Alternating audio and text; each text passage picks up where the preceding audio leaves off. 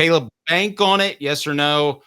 Billy Napier will not be the coach at Florida next year. Yes, I'm banking on that. I'm putting a ton of money on that. Okay. Let's bring in Edgar Thompson, and it's brought to you by Commercial Bank or the Orlando Sentinel, who's nice enough to join us if my button will work. And there he is. Edgar, how are you, sir? Hey, guys. Hey. I'm doing okay. I heard Caleb here is probably one of the safer bets. I'll tell you what I wonder. No, but I'm serious. I'm wondering how Florida's a 6-point favorite this week. Over Mississippi State? At Mississippi State, Napier 2-10 on the road, away from Gainesville. He's 7-0, and they've lost. They're 2-7 in true road games. I mean, Starkville's not easy to play at, and they play up tempo against this defense. And it's like, I'm not saying I put money on games ever, and I wouldn't on what I'm covering, but it doesn't seem like you should be giving Florida a whole touch. I mean, they're not just going to go in there and comfortably win, I don't think. No, I wouldn't think so either. Edgar, how bad is it in Gainesville right now? It's as bad. This is my 6th coach. Got into Gainesville 22 years ago, but I spent 5 or 6 covering NFL and golf in South Florida with the Palm Beach Post. Who I worked with the first time I was up here. But it's as bad as it's been. I mean, the 4-8 year in 2013, there were a bunch of injuries, like Dominic Easley getting injured. Now Trey Wilson's not playing this week. That's a key injury, and they've had some, but it isn't like you're losing a game-wrecking defensive player. I don't even think they have one. I truly don't know who on this defense you even have to account for and scheme around, like, hey, we got to block that guy or make sure this guy doesn't beat us. That's the thing about this defense. It's alarming. And then offensively, it's just not an explosive offense. I mean, it was against Samford. Otherwise, not really. Edgar, so I want to ask you the mentality down there, because I got to be honest with you. I don't think Billy Napier will be there next year. I'm not so sure he'll be there next month. I think Florida's in a world of trouble. And yet still, if I had to bet a mortgage payment on Tennessee to win a game this year, I would not bet Florida, because I just know Tennessee's history with Florida. And it just seems like no matter how good or bad one program is, Florida always beats Tennessee, most notably last year when Florida beat Tennessee in Gainesville when I thought Tennessee still had the better team. Is that how much of that sentiment still exists in Florida even now, of we just beat Tennessee no matter what the records are? I think you can rest easy, Vols fans, this season. This defense, guys, it's giving up 508 a game and 2 losses. Miami and Texas A&M. Texas A&M comes in here really lacking offensively, you're thinking. And with a freshman quarterback who's never started a game. And they just ran circles around Florida. They're up 20-0 at halftime. Florida has not gone scoreless in the first half in the Swamp since 2015 against Florida State. And that was a 27-2 game where Dalvin Cook ran wild late in that game. It was pretty close until then, just a defensive struggle. This is just a really porous defense and doesn't create opportunities. 1 sack, 1 forced turnover in those 2 losses as well. So with that tempo and that attack, I mean, what are they averaging? 63 plus? Now, I get it, they've been playing nobody, but I don't think that's even a question. Florida's going to Knoxville, and it's going to probably be a bloodbath, if not, certainly a loss, if not a bloodbath. I've seen things go south before under Butch Jones, Derek Dooley, Jeremy Pruitt, and I kind of knew, I would hear things that I didn't report, Edgar, that I kind of knew that things were going south before maybe I was ready to report it, or maybe everybody knew. Curious, was there any moment where you said along the ways like this might not work out? And when was the first moment that you said it might not work out? Well, hindsight's 2020, but I definitely was telling people even after the first season that I was seeing a lot of real red flags. And just the way the offense, you got Anthony Richardson, and now he wasn't always a willing runner. He did get dinged up pretty easily, it seemed. There was times where he kind of seemed to check out. But you're talking a transcendent player, and you're not getting but 26 total touchdowns out of the guy, and you're 6-7 or 6-6 with Anthony. That was kind of like, but the team did show some fight. There were a lot of double-digit deficits in that game where the Gators kind of fought back to make it a one-possession game before losing. But one of those games was Vanderbilt. You're losing at Vanderbilt for the first time since whatever it was, 1988, I believe. And like they didn't even know what to do. It was like a field storming that was the most polite thing you've ever seen, because they kind of shuffled down to the field. And I mean, they didn't even know what to do, the Vanderbilt fans. But I already was like, God, I mean, the staff was just not very good. It didn't seem the defensive staff, was very young. And he brought all these guys from Louisiana. And then you're at this level, you're hearing behind the scenes, certain players are like telling coaches, this is not the Sun Belt. I mean, players are saying this plan, schemes, these aren't going to work here against the best talent in college football. And they weren't working. So I was already kind of wondering, but then a long off season and you start believing a little more, right? And then they go 5-7, and then you're like, man, this isn't working. It's going to be over before long. Then you start sipping the Kool-Aid gently again. That's the one of the beauties, one of the blessings and curses of college football is it's an 8-month season or whatever. It's going to be a little longer now with the 12-team playoff, but it's very short. And if you don't go to a bowl game, it's really about 3 months. So you have all this build up, and you start believing, and they made these changes, and the roster's flipping, and blah, blah, blah, the culture's, brotherhood and all this. And then you come into the season, you're like, okay. And then you're like, go to that Miami game, and you're like, what the heck? I had a bad feeling about that game, but I picked the Gators anyway. They just didn't show up. And then you're like, they whipped Sanford with the freshman quarterback, DJ Lagway, and you're like, yeah, showing a little juice. And then you're like, A&M's not that good. They'll beat them, split those 2 games. You're still on track. And they just got run. I mean, that game was 33-7 at one point. Edgar, one of the things I learned later in my career, because when I started covering Tennessee, they had a great administration. I'm talking the chancellor on up. They did not have that in the decade that they went through, where they were just wandering in the woods. Mm-hmm. It feels like to me, this isn't just a coaching change. This is going to be an AD change, and possibly way more. Oh, it could be a thorough house cleaning when the dust settles. I don't think they're going to do it all at once. Scott Strickland, he cuts an impressive figure, speaks very well, is very good with the fundraising, the facility side of it. Even though he inherited a tough situation, Jeremy Foley had left with lagging facilities. These coaches were all like playing behind the 8 ball until Billy got here. If you think about it, none of them had indoor practice facilities until McElwain. There was not a standalone until Billy's second year. They used to have to walk from like the swamp to the football field, like walk.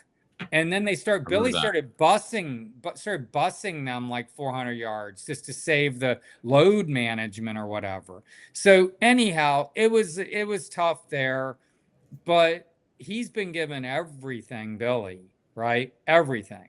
Support staff, recruiting budget, facilities, all this stuff, and hasn't made much of it, or if any, much at all. And, Scott Strickland is put all those pieces in place, but what he hasn't done is hired the right people. Dan Mullen, I thought, was a pretty good hire, but he knew what he was getting with Dan. He couldn't manage him in the end. The recruiting lagged. Dan kind of checked out in the end. He's made some other hires that haven't turned out, that aren't worth going into. But then this one, he went off. He identified this guy. This was his man. He bought his plan, and he it just has been kind of empty words in a lot of ways.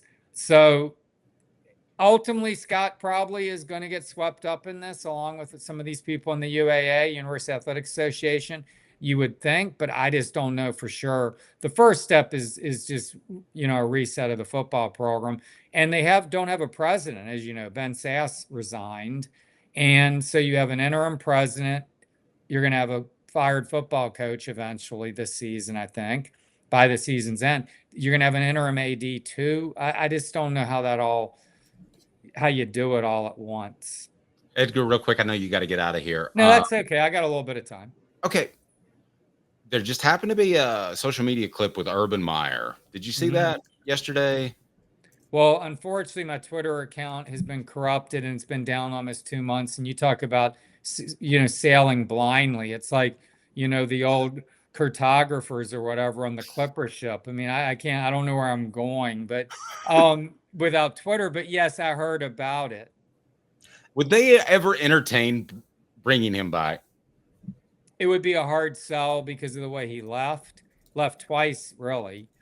Was going to leave, came back, then leaves, goes to Ohio State within a year after saying he needed to do this for his health and his family. A lot of people took that badly, understandably. And then what happened, how it ended at Ohio State with the Zach Smith scandal, you know, the domestic violence stuff, kept the kid on his staff. Earl Bruce's grandson, I believe, or something. So there was some history there, is why maybe Urban did try to help the guy, keep him around, but it was just a bad look. And then all the stuff that occurred on Urban's watch here in Gainesville. I mean, you know, Aaron Hernandez is the obvious one, but there was just a lot of just guys getting in trouble, and it just wasn't a good look ultimately for the program. So you're going to sell that, like, just because he won titles? Look, Percy Harvin's not sitting up in Tidewater, Virginia, ready to come to the Gators. Or Tim Tebow's not over in Jacksonville ready to come to the Gators right now. Those guys were generational, once-in-a-lifetime guys, really. And Urban got a lot out of that. You know, I don't know, man. He's 60 years old. It's the NIL now age, the portal age. Does he know how to manage all that? He's a brilliant guy. He could figure it out. I just think, can you trust his stability too? I mean, can you trust that Urban's going to, like, you know, stick it out? He hadn't shown that he can. I could tell a joke about his wife, but I'm not going to. Edgar, we always talk about the Urban Meyers and even before them, the Steve Spurriers and the cutting edge offenses, which is what everybody thinks of Florida winning titles. But you just brought up the defense earlier. And how much is it a slap in the face to Florida tradition for the defense to be this bad? Because when Urban Meyer won his 2 national titles, they had top 5 defenses both years. When Spurrier won his, Bob Stoops was a defensive coordinator. Doesn't it seem like that's as much a part of the Florida identity and tradition as anything, is having suffocating defenses? It's certainly that Urban 06 team, which was my last year here until I came back in 12. That defense was excellent. And it made Troy Smith look like an amateur. He just won the Heisman. I think he had 85 passing yards, and they sacked him like 8 or 9 times in that game, where they blew him out 41-14 in the BCS title game, which was an upset. A lot of people thought Ohio State was going to run away with that thing. And they ran back the opening kick, you remember, Ted Ginn. It was like, oh my God, here we go. They didn't have a chance that night. Their defenses were good, and they were really good for a good stretch. Muschamp had good defenses. He left McElwain good defenses, played for 2 SEC titles. Now, they weren't in those games because of the offenses, but the defenses were good. Mullen's first defense or 2 were good. And then 2020, the wheels just fell off and they haven't really come back on. But these defenses are getting worse, which is hard to believe. I mean, they're giving up like almost 50% on third down. The statistics are just damning on every front with this defense and have been for a while. So, yeah, Florida fans are offended by that. But you can go out and outscore teams in some cases, but you have to stop the better teams. You have to have some stops here and create some opportunities. And these are not opportunistic teams. Last year, they had 7 turnovers, 3 interceptions, tied for last in the nation. They gave up, I think, 25, 30-yard pass plays, more than anyone in the nation other than like UNLV. It's just like they're just not good in any way. And that's why I say when they come to Tennessee, I mean, just whatever, name the score.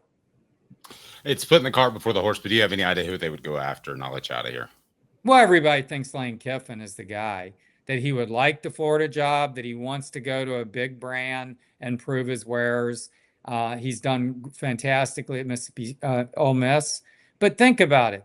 He could be playing until mid-January. So how's that work? You know, signing day is now 3 weeks earlier. It's December 4th.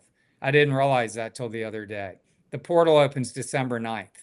I don't know how you get all that managed without it all just being a lost year of talent acquisition in many ways.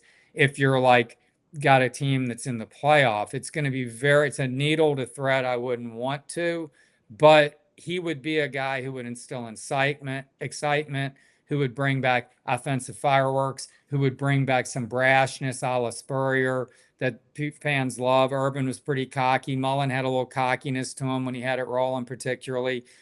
Fans like that. And they like offense and they like brashness here. So Lane would be a great hire. Beyond that, I don't know. I mean, a lot of people talk about like Jamie Chadwell being intriguing, and he's certainly an intriguing guy, but I just don't think you can sell Power 5 again. And, you know, I heard Lincoln Riley's name floated. He's not happy at USC. Why would he come want to deal with this? I mean, a lot of people, you know, don't want to come build this back up. Lincoln is shown such acumen in the portal. He could probably do it pretty quickly, but this is going to take time. This isn't going to be an overnight flip the switch, because this roster right now has not performed and probably been misevaluated pretty terribly. Edgar, great stuff. I would tell people to follow you on Twitter, but you don't have Twitter right now. So where do they follow you?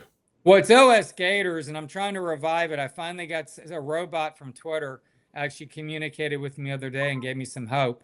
But it is unbelievable, this Twitter mess that I'm dealing with. But yeah, whatever. I appreciate you guys having me, and you know, best of luck. I look forward to seeing you guys on whatever the 12th is. It October 12th. I think it sounds weird not being in September. Have a blessed day, Edgar.